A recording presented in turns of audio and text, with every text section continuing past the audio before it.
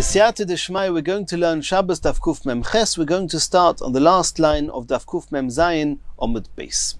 Says the Gemara, V'ein machzirin es hashever. We saw in the Mishnah earlier on, one is not allowed to set a broken bone of a person. You're not allowed to set it straight on Shabbos. Omer Rav Chana Bagdata Omar Shmuel. Rav Chana of Baghdad said in the name of Shmuel, Halacha machzirin es hashever. The halacha is one is allowed to set a broken bone on Shabbos. And Rashi explains that in Shmuel's version of the Mishnah, it actually said machzirin. You are allowed to set it, and not as we have in our Mishnah, ein machzirin. Rabbi Bar Chana ikla lepumpadisa. Rabbi Bar Chana was visiting in Pumpadisa. Loi ol lepirkei Rav Yehuda. Rav Yehuda was giving a shir, and Rabbi Bar Chana did not go to the shir of Rabbi Yehuda. Rabbi Yehuda very much wanted Rabbi Bar Chana at his shir.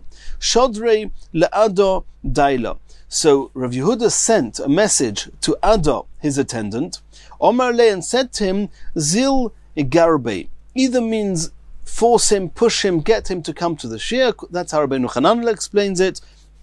Rashi says, confiscate his cloak until he comes to the shir. Ozil garbe. So this Ada, the attendant of Rabbi Yehuda, did this. He fulfilled his mission. Also, and Rabbi Bar Chana came to the shir. Ashke Chaydu Kadorish, and he saw that there, in the middle of the shir of Rabbi Yehuda, he was saying, Ein machzirin es hashever. You're not allowed to set a broken bone on Shabbos. Omar lei. So this Rabbi Bar Chana commented, Hacha Omar of Chana Bagdata Omar Shmuel. He said in the name of Shmuel, Halacha machzirin es hashever. The halacha is, and the version in the Mishnah that Shmuel had, you are allowed to set the bone. Omar lei, Rav Yehuda commented to Rabbi Bar Chana, Ha Chana didon, our Chana. Chana, you come from here, from this place. V'ha Shmuel didon, and Shmuel came from this place. From Bovel. Both of them came from Bovel. V'loi shemi'ali. And nonetheless, I did not hear this halacha. It was Rav Chana Bagdata who said in the name of Shmuel. He said both Rav Chana came from Baghdad, which is in Bovel, and Shmuel came from Bovel, and I, Rav Yehuda, did not even hear this halacha. And you who came now, you came to visit, Rabbi Bar Chana, you came, V'lav Badina Gobarticha. Was I not right to insist that you came? Had you not come to this shir, we wouldn't have known this halacha in the name of Shmuel. So it's good that you came. We needed you here. Continues the Gemara. Misha nifraka yodoi. We saw in the Mishnah that if somebody's hand or foot became dislodged, Misha nifraka yodoi v'ragloi lo yitrafein b'tzoinon. You're not allowed to massage them with cold water. Avlo reichat zukadarkoi. He can wash them, bathe them as he normally would. V'im nisrape. He has to bathe his whole body. You can't just bathe and wash and massage that particular area. That you mustn't do. Do what you do with the rest of your body. Just bathe regularly, and then if this limb gets healed, so be it.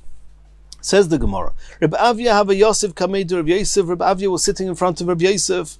Shanyo le yode. His hand became dislocated. Omar le hochimai. He sort of signed to him, asking Rav Yosef, am I allowed to straighten it out? Am I allowed to realign my hand like this?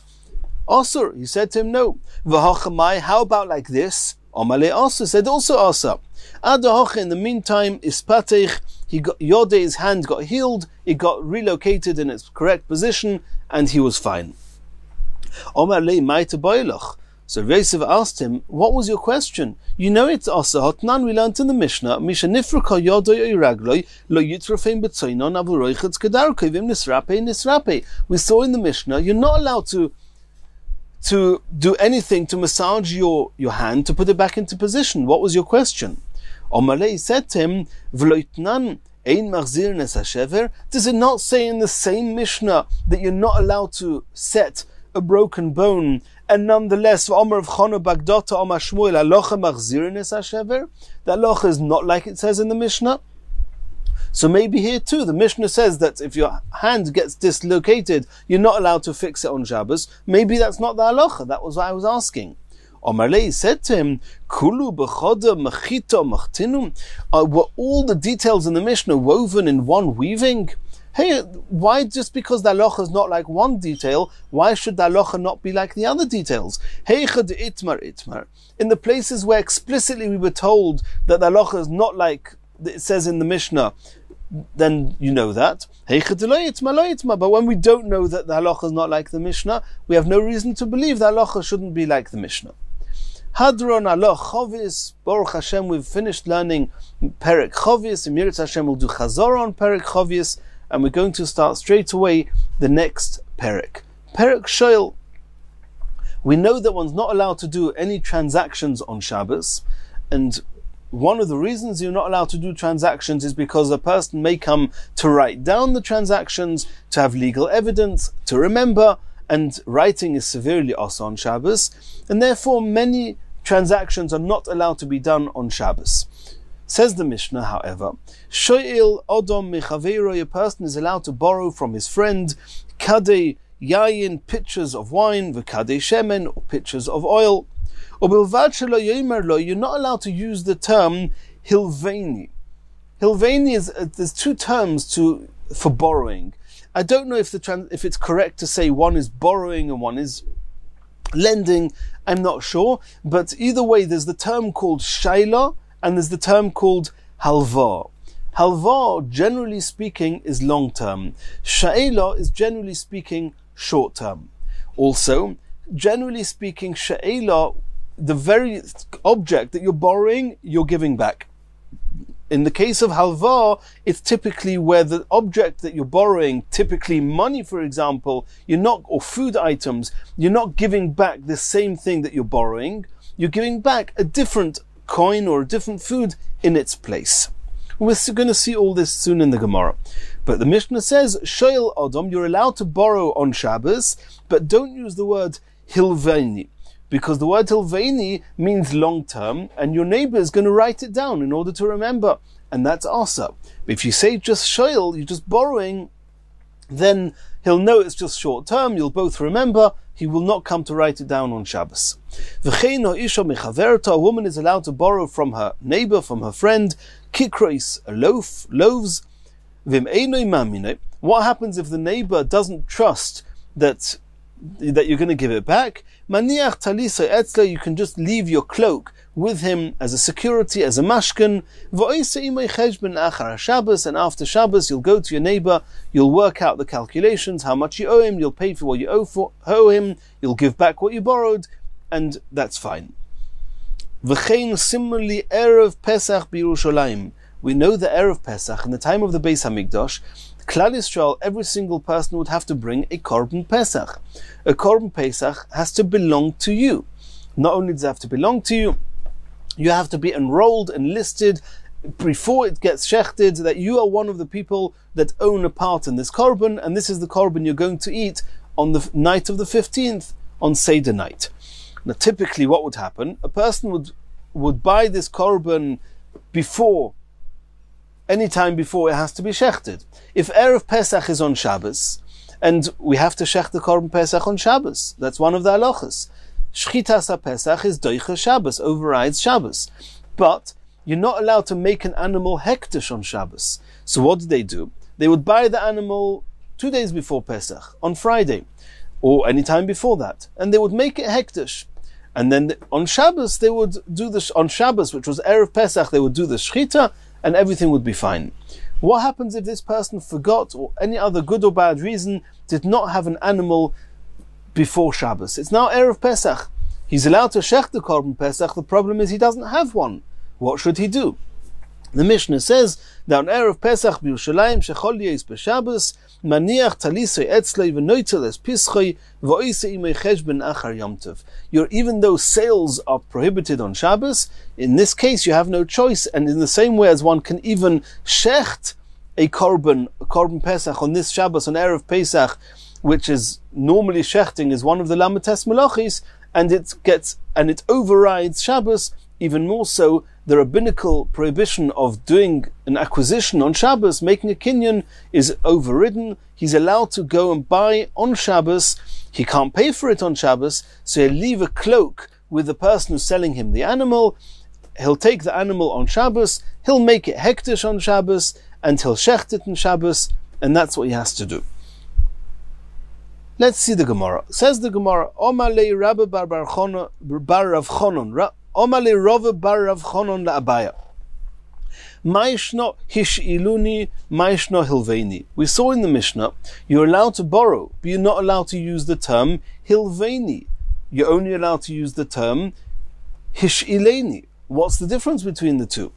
Says the Gemara, Omar le hish'ileni loy osi lemichtav. When you're using the term hish'ileni, then a person will not come to write it down. Hilveini osi lemichtav. But when he uses the term hilveini, then he may come to write it down, and you have to avoid that. Chas v'shalom, you're not allowed to write on Shabbos. Don't use the term hilveini. Says the Gemara, v'hakiven de b'chil. Even in the week, sometimes a person would go to his neighbor, borrow something even long-term. He'll use, possibly by mistake, he'll use the term hish'ileni, and a person will have no problem with that. He'll say, you're using the term hish'ileni, I know you're borrowing it long-term, here, I'll lend it to you, and he'll write it down. Kiven de b'chil, during the week, Zimnin de boya lemeimar lehilveini, even though it's a long-term loan and he should have used the term hilveini. Va'omale hish'ileni, and he used the term hish'ileni v'loi kopi dilavei, and he was not careful which term to use. Va'osi lemichtav, and the person who's lending it to him is going to write down, so he should remember the loan. But Shabbos nami osi lemichtav. So what does it help that on Shabbos you're going to use the term hish'ileni? A person may come to write down, even if you use the term hash'ileni.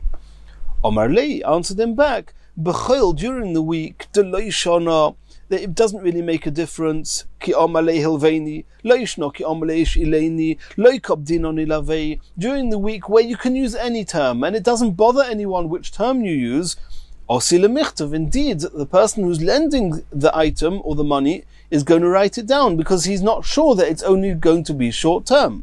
B'Shabbos, however, on Shabbos, given the hish'ileni hu desharu le'rabonon, since the Chachamim only allowed you to use hish'ileni, hilveini lo sharu le, and they did not allow you to use the term hilveini, therefore when you come to your friend on Shabbos and you say hish'ileni, and everybody knows that you're not allowed to say hilveini, minkara milsa, it will be evident from the term that you're using that it's only a short term, in order that he shouldn't write down, and that will stop him from writing it down, and that's why it's permitted on Shabbos.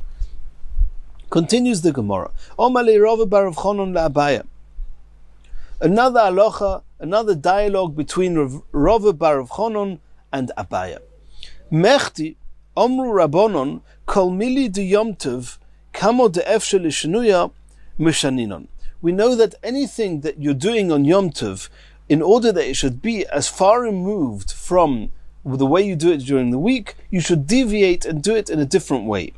Hanu Noshim, these women, Demalyon Chatzvayu Maya, they're filling their buckets with water. Maitam Eloi Meshanin. Why do they not change and deviate in the way they do it? They should not fill up their buckets in the way they do the rest of the week. The answer is Mishum de lo efshar, because there's no way to change it. How can they deviate? What should they do?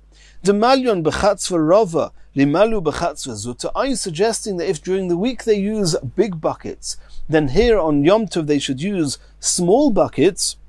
That's not a solution. You're causing them to exert even more energy by having to do the trip between the pit and the homes many more times. That's not what we want.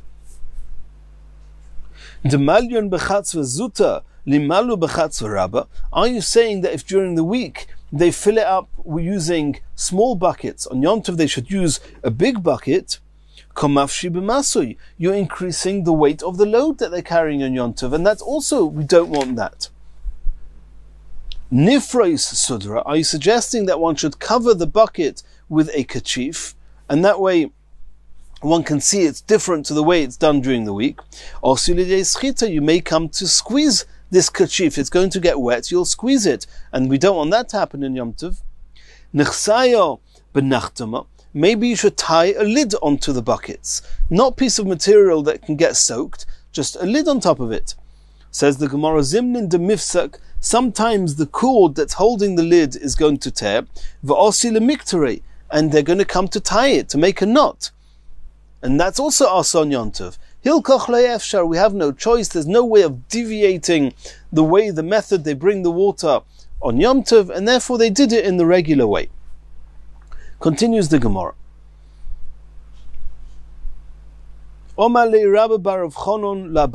Another dialogue between Rabba Bar Chonon and Abaya. Tnan, we learned in the Mishnah, Loi mesapkin, one's not allowed to clap one's hands, Loi metapchin, nor is one allowed to beat one's chests. In other places Rashi explains this a bit differently, but that's how Rashi explains it here. V'loi merakdin, nor is one allowed to dance, but Yom Tov, even in Yom Tov these things are all awesome. And the Gemara in Beitza explains that the problem is that if you're going to be engaged in this type of music or in this type of way of singing, you may come to fix a klei shir, musical instruments, which is awesome. He asked him, I don't understand, we see people clapping on Shabbos, we see people doing the dancing on Shabbos, and the Chachomim are not rebuking them, no one is saying a word. So Abaya answered back to Rav Yosef, according to you, Rav Yosef, you saying that when people are doing things they shouldn't be doing, you should be rebuking them? We saw this already in a Gemara previously on Daf Kuf Mem Aleph, that a person should not sit with his back to the lechi, the post, that is the sign that an alleyway ends and the Reshus HaRabim starts. A person should not sit with his back towards that lechi, towards that post, because that, if he does, he'll have no way of discerning where the alleyway comes to an end and where the Reshus HaRabim starts. Dilma migandor leichefetz, maybe an object is going to roll past him, and he'll think, oh, this ball has just rolled past me, I'll take it from my right to my left. And really he doesn't realize that on his right was a Reshus HaRabim, on his left was a movui, an alleyway which biblically speaking has the status of a private domain. He did a severe issa of carrying from Reshus HaRabim to Reshus HaYochid. The whole point of the post is there should be a recognition, and if he's got his back to this recognition, then he's not going to notice. So that's the halacha. We can see there are people who placing their buckets, putting down their buckets, and they are sitting at the edge of the movui, contrary to the halacha. And this is Abaya saying to Rav Yosef, nobody's saying anything, how are you answering that? You, Rav Yosef, are asking me, Abaya, why we're not telling people to stop clapping and dancing. Well, why are you not telling them not to sit in the movie that way? Elo, it must be Hanachlu Yisrael. Hanachlu Yisrael, leave Klal Yisrael.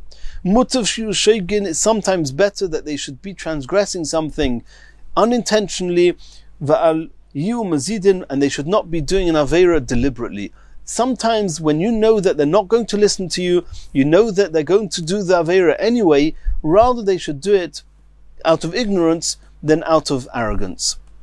Savur Mino Hana Mila B'Drabanon, they thought that that is only true regarding rabbinical isurim. You know they're not going to listen anyway, rather they should be shoygig. Aval B'Deraisa, Loi.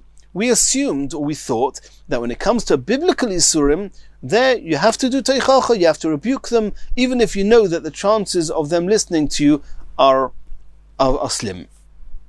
V'loihi, but it's not the truth, says the Gemara. Lo yishno b'derabanon, v'lo yishno b'deraisa, irrespective of whether it's a rabbinical isser or a biblical one, the same applies, the same is true. Making sure that you start Yom Kippur a few minutes before it's night time. It's a chiyuv min ha-Torah that you don't eat and drink and do everything till the moment that the night starts. Like with Shabbos, for example, min ha-Torah. Okay, it's a discussion, Tosfos Shabbos, but Tosfos Yom Kippurim is definitely min ha-Torah. And we can see that people are eating and drinking on Erev Yom Kippur till just before night starts. Nobody told them anything. So you see that even regarding biblical isurim, if you know they're not going to listen to you, better say nothing. Continues the Gemara, v'chein isha mechaverto kikros, a woman is allowed to borrow loaves from her neighbor, and we're not concerned that she's going to write it down. That the neighbor that you've borrowed from is going to write it down. Says the Gemara, b'Shabbos hu de'asur, aval b'chol shapir domi, is the whole issue here just borrowing from your neighbors on Shabbos, and you have to make sure, don't say hilvisani, say hishiluni, etc. But during the week, there's no problem. You can borrow from your neighbor a loaf of bread. Is that true? It seems from the Mishnah that singles out this halacha regarding Shabbos. It seems that it's not like Hillel. It seems that otherwise one is allowed to borrow loaves of bread from one's neighbor. Ditnan, v'chein hoyo Hillel oimer. Hillel said as follows: Loi talva isha kiko lechaverta. A woman should not borrow from her friend, or a person should not, or she shouldn't lend to her friend loaves ache ta'aseno domim, until you've assessed the value of the bread, and then you know, I'm giving you this amount of value of bread. Why? Shema yoikru chitin. It could be between the time that you've borrowed a loaf and you're going to give back another loaf, the price of wheat has gone up. V'nimtza bois lidei ribis. And then it will turn out, if you borrowed a loaf that was worth X and you gave it back and it was worth Y, and Y is more than X, you've given back ribis, interest. You're not allowed to give back interest. Says the Gemara, no. Our Mishnah could even be holding of Hillel. Afilu tema Hillel. Ho be'asra dekayitz doma. Our Mishnah is talking about where the loaves had a very fixed price. It's not something that fluctuated depending on the price of the wheat. Ho be'asra deloi kayitz domeo. But the case of Hillel, the Mishnah of Hillel, was talking about a case where loaves did not have a fixed price, and therefore you're only allowed to lend your friend loaves if you assess its value and you make sure that when you give back the loaves, you're giving back bread to the exact value that you borrowed and not more. It's worth noting that if you notice how the Gemara started this sugya, b'Shabbos hu de'osir, aval b'chol shapir domi, and then the Gemara asked from Hillel, what exactly is osir on Shabbos that's mutter during the week? The Mishnah says you are allowed to borrow loaves from your friend. What's the issa here? The answer is, it's osir to say hilvi sani. You're only allowed to say hish ileni. But during the week, you're allowed to say hilvi sani. The Gemara said, during the week, how can you say hilvi sani? Hillel says you're not allowed to borrow a loaf of bread unless you assess the value before. To which the question is that even, let's say, he doesn't say Hilviseni, even Hish Ileni, which is mutter on Shabbos, it's the same question. How can you say Hish Ileni and borrow bread? It's contrary to what Hillel said. You're not allowed to borrow bread in this fashion, even during the week. What's it got to do with Shabbos? So the Rishonim here, the Ritva, the Rashba, they explain that using the term Hish Ileni is a very short-term borrowing, and when it comes to short-term borrowing, even Hillel agrees, even during the week, there's no problem, because we're not afraid that within a day or two, the price of wheat is going to change. When you borrow it for a month or two, for a longer period of time, which is what the term Hilvisani seems to promote, then we can suspect that the price of wheat will fluctuate, and then we have Hillel's issue. And that's what the Gemara is talking about. It's a chiddush here in the Gemara, but that's how the Rishonim explain it. Continues the Gemara. We saw in the Mishnah that if somebody lends his friend something and doesn't trust he's going to get paid back, then he can take from him a cloak. Can't take it. He should leave. The person borrowing it should leave by the lender his cloak. That will be a security, a guarantee that he's going to get his money back. And that's what he can do. And that you can do on Shabbos as well. Says the Gemara. Itmar, halvois yom tov, regarding loans, things that a person borrows on Yom Tov, and the same applies to Shabbos. There's a machleikas Rav Yosef and Rabbah. Rav Yosef Omar loy nitno li tova. The types of loans, transactions done on Shabbos and Yom Tov are not claimable in Beis Din in a court. Rabbah Omar nitno li tova. Rabbah says that they can be claimed in court as with any other claim. And now they're going to explain themselves.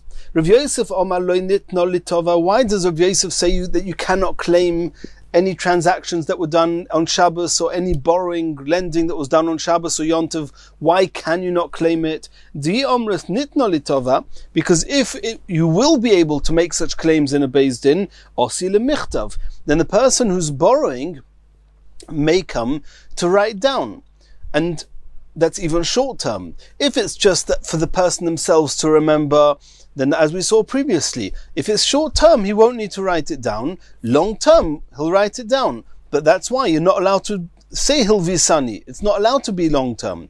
But short term, a person will remember, he won't write it down. But if he knows that later on in court he could claim this, whatever item is being borrowed from him, he's going to write it down just in order that there should be a reference for the Beis Din.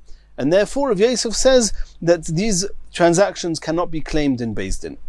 Rabba Omar nitno litova. Rabba says that you can claim in Beis Din the omrus lo nitno, because if you're going to say that borrowing and lending that's done on Shabbos or Yontiv can never be reclaimed in Beis Din, lo yoivle, then a person will not want to lend anybody anything on Yontiv. V'asi imnue simchas Yontiv, and people will be deprived from their simchas Yontiv, from having their basic Yontiv needs met. Sometimes a person needs something on Yontiv, he can borrow it from his neighbor. But if his neighbor knows that even if if the friend who's borrowing is not going to give it back to him, he cannot come to Beis Din, he'll say, what do I need the balagan for? I'm not going to lend it to him. Tanan. We're going to now bring proof from a Mishnah to Rav Yosef. We saw in our Mishnah that if Reuven wants to borrow something from Shimon, and Shimon doesn't trust him, then Reuven should leave his cloak by Shimon. If it's true that like Rav Yosef said, that you cannot claim it in a Beis Din, if Shimon can then can't go to Beis Din with to make the claim from Reuven, we can understand that Reuven should leave his cloak with Shimon. According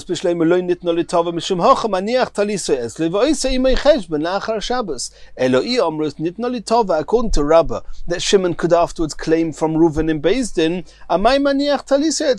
why should it be necessary for Shimon to require that Reuven leaves his cloak with him or some other security with him? Just lend him what he wants to borrow, and later you'll take it from him in Beis Din. Litin lo v'litove, give him and then claim from him. Omar, no.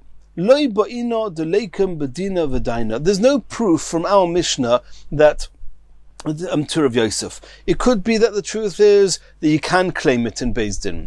And the reason that Shimon wants the cloak of Reuven is because Shimon is not interested in being involved with litigations, with judges. He says, I'm not interested in all that. You want to borrow something from me? No problem. I don't want to have to deal with you later in Beis Din. Give me a cloak, give me a security. I'll know you'll pay me back and I'll lend you whatever you need. Continues the Gemara. Moshe Rav Idi bar Avin. Rav Idi bar Avin is going to bring a refutation against Rav Yosef. We learned Hashoichet. It's a Mishnah in Shvius. Hashoichet es haporo v'chilko b'roish hashona im hoya chodesh mu'ubar meshamet v'im lav einim meshamet. That's a Mishnah in Shvius. And just a very short introduction. We know that there's a concept called Schmitta's ksofim. If you borrowed money or you owed money in Schmitta, and comes Schmitta, which is the 7th year of the Schmitta cycle, then Schmitta is meshamet. The Pasuk says that Schmitta actually cancels the debts. And if Reuven owes Shimon money, and he comes to Shimon, and the debt was there from before or during Shmitta, and he wants to repay back to Shimon, Shimon has the mitzvah to say and the requirement to say the debt has been cancelled. If Reuven wants to pay anyway, and Shimon is allowed to accept it, we'll see that in the Gemara soon. Now what happens if a person borrows money in Elul, the last month of Shmitta?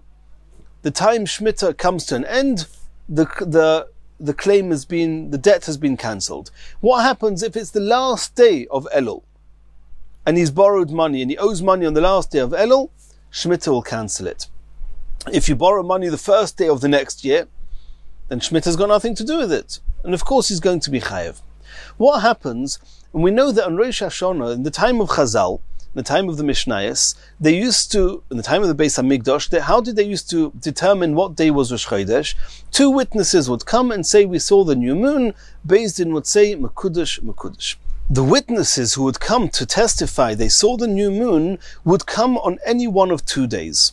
Either on day 30 of a month, or on day, so to speak, on day 31. If they come on day 30, it means day 30 is really day 1 of the next month.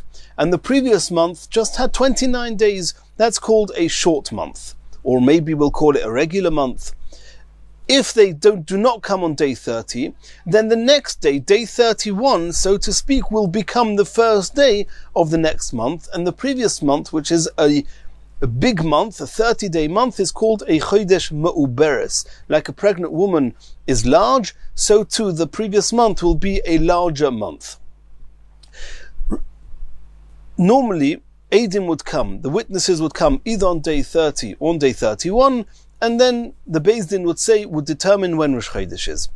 And the ramifications of that, which are typically Yom Tov, if Pesach is on the 15th of the month, Sukkot of the 15th of the month, and these are sugyas which are discussed, Mishnayos, in Mesechus Rosh Hashanah. What happens Rosh Hashanah? Rosh Hashanah is on Rosh Chodesh. And so it comes day 30 of Elul, so to speak. It's day 30 of Elul. We don't know, are Eidim going to come today and today is going to be Rosh Chodesh, or are Eidim not going to come today and then tomorrow is going to be not Rosh Hashanah, and Rosh Chodesh for that matter. We don't know. So therefore, even in Eretz Yisrael till today, they made 2 days of Rosh Hashanah. The 30th day of Elul was always Rosh Hashanah. 31st day, the next day is also Rosh Hashanah. 2 days Rosh Hashanah. If Eidim would come any time on that day 30, and Beis Din would say Mekudesh, then that day would be determined that that day was the real Rosh Hashanah. If Eidim do not come on day 30, and we only know that at the end of day 30, then obviously that day 30, retroactively, we now know it was the 30th day of Elul. And the next day is the real Rosh Chodesh, and the real Rosh Hashanah. So the next day will be Rosh Hashanah. What happens if somebody borrowed money on the 30th day of Elul at the end of Schmitta? What's the halacha then? So that's what the Mishnah discusses. And it was a custom in the time of the Mishnayos, and much later than that, that a person would not just slaughter an animal. Animals, a lot of meat. They didn't have a way of keeping the meat cold. They didn't have fridges and freezers. They would wait till there was a group of people that together committed themselves to pay for part in the cow, and then they would shecht the cow.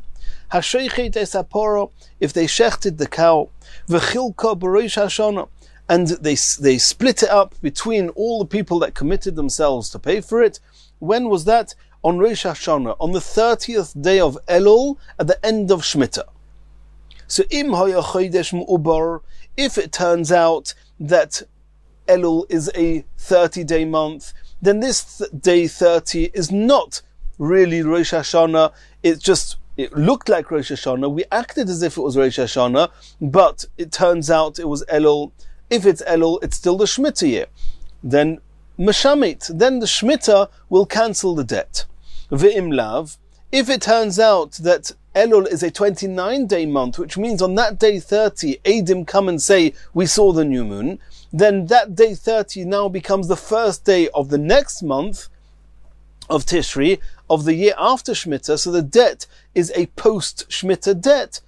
And then, then the debt will not be cancelled. That's what it says in the Mishnah. It says the Gemara, according to you of Yosef, who say that anything that's done on Yom Tov, and this day 30 of Elul is in any case Yom Tov. The Chachomim said, because we don't know if it's going to be Rosh Hashanah, it's Yom Tov. And if you say that any transactions or any debts that are incurred on Yom Tov, you cannot claim them in Beis Din, then what's the difference if this day 30 is Schmitta or not Schmitta? The loan is counted for cancelled, because you can't do anything with this loan. You can't claim it in Beis Din anyway. My Meshamit. What does it mean Iloi nitva litova mai meshamit. Then you're saying, if it turns out that this day, the 30th of Elul, is not Rosh Hashanah, it's still Elul, Schmitta is going to cancel the chayv. It's cancelled anyway, because it's Yontiv.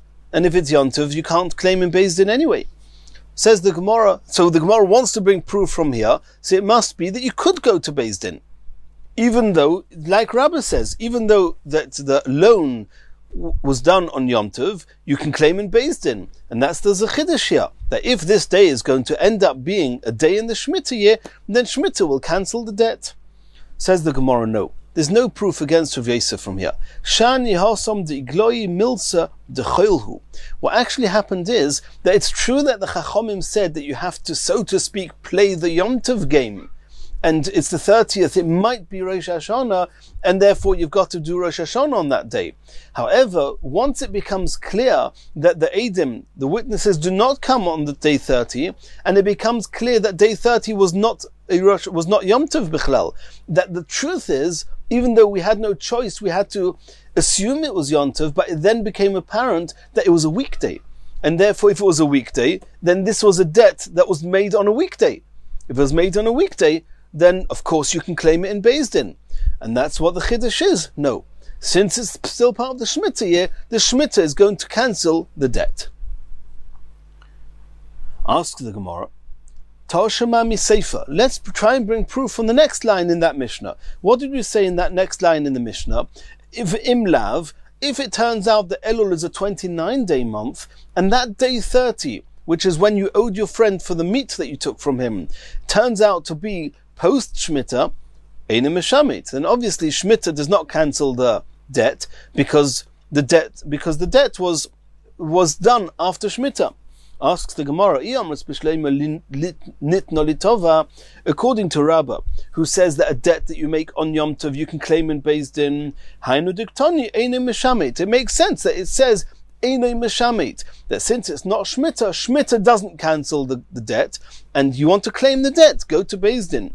According to Rav Yosef, who says that since it's Yom Tov, and this day 31 is definitely Yom Tov, it's day number 1 of the next month. Since, according to Rav Yosef, that a debt that was made on Yom Tov, you cannot go to Beis Din, what does it mean? What does it mean that Schmitta doesn't cancel the debt? We don't need Schmitta to cancel the debt. The debt is cancelled just by virtue of the fact that it was done on Yom Tov, and you cannot claim in a Beis Din. So the debt is as good as not being claimable. Says the Gemara, no.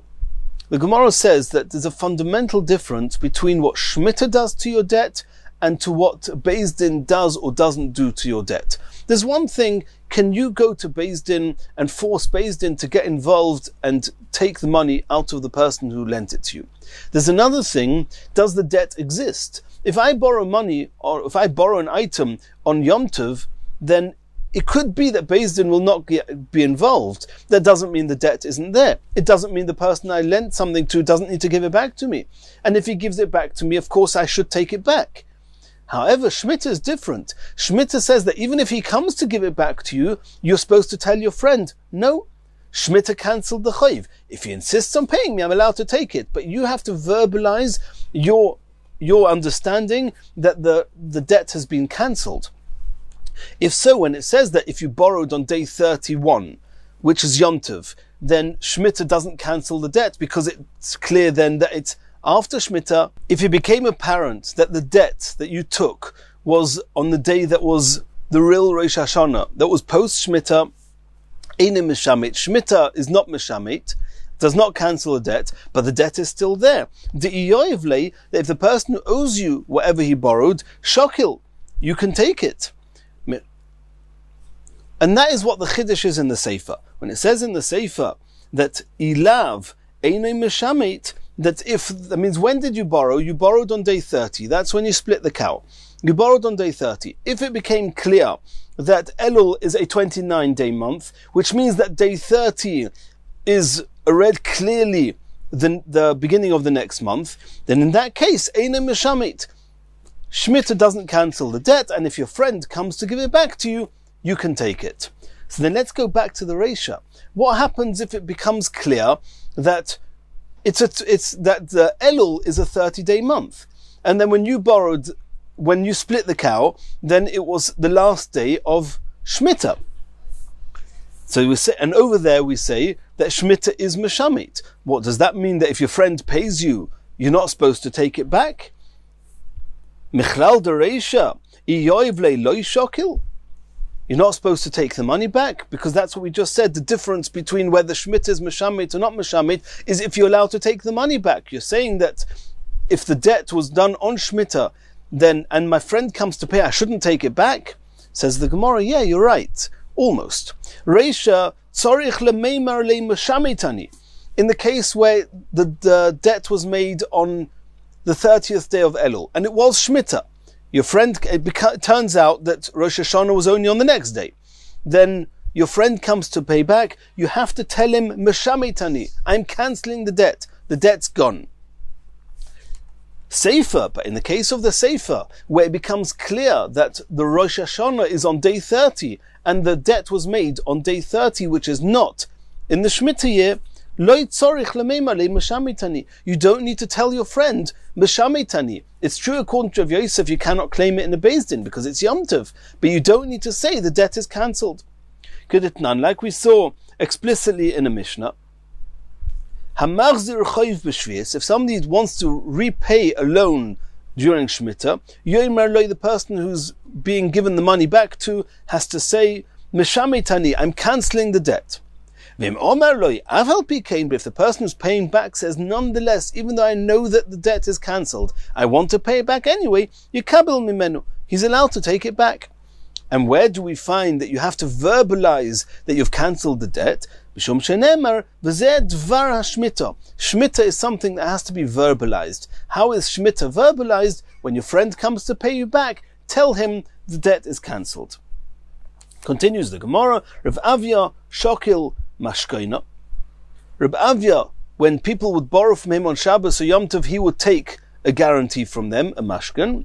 Rabbi Bar Ula, Marim Yarume, he would even lend things without taking the security.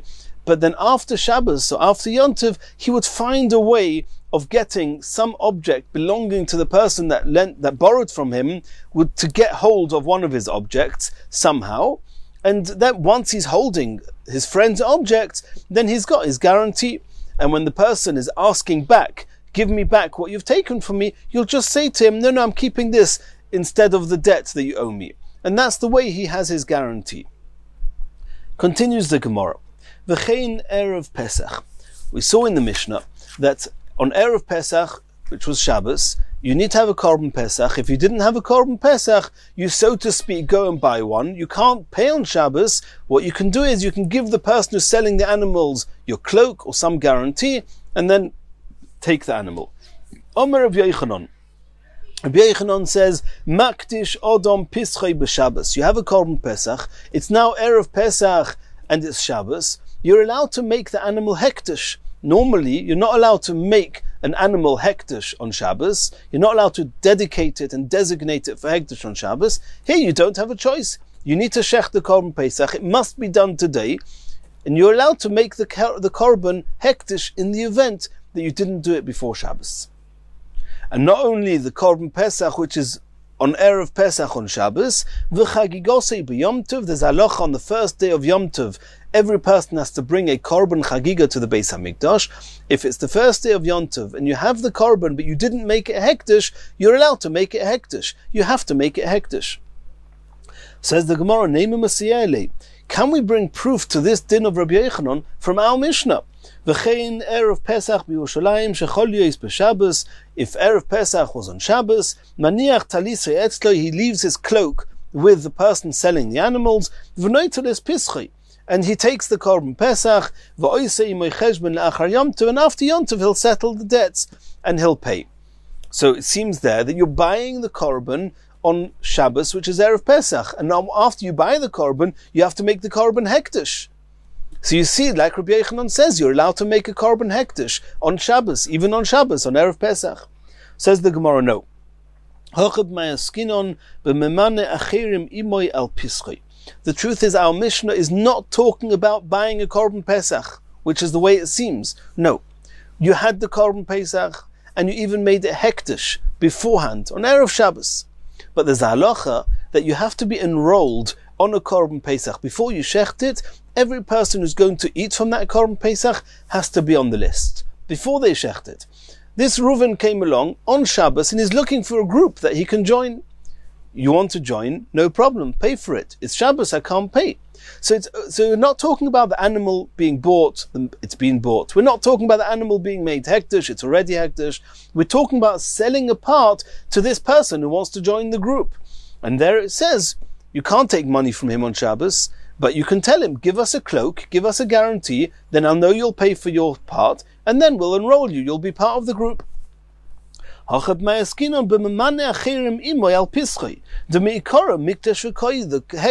was hektish from before Shabbos. Asks the Gemara, did we not learn in the Mishnah,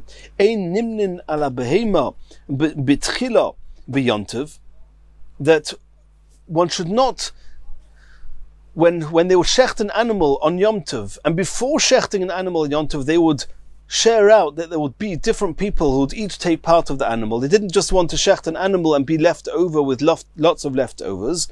So for there, they would make a group. It says you should not make this group on Yom Tov.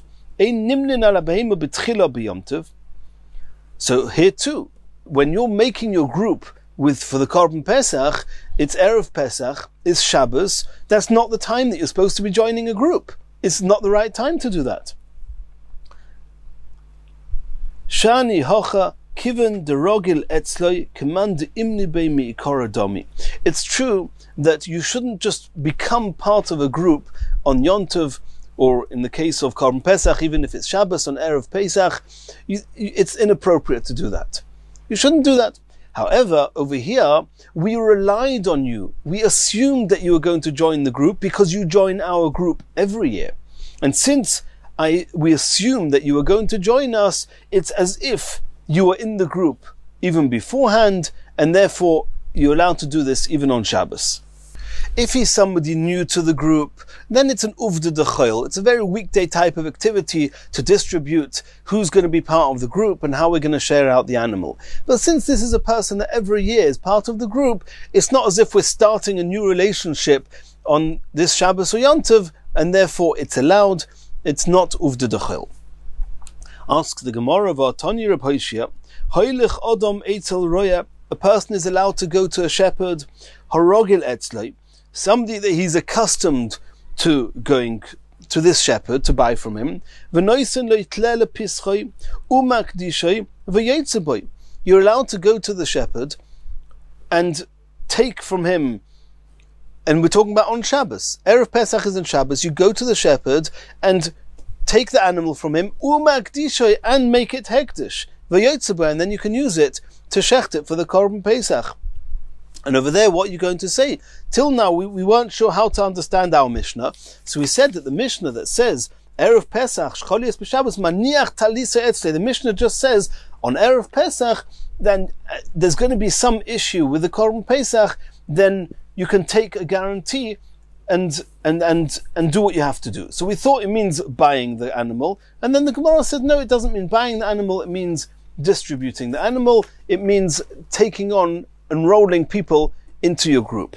But Rav Hoshia says explicitly, you go to the shepherd, you buy the animal, and you make it hektish. We said before that you don't make it hektish. You shouldn't make something hektish.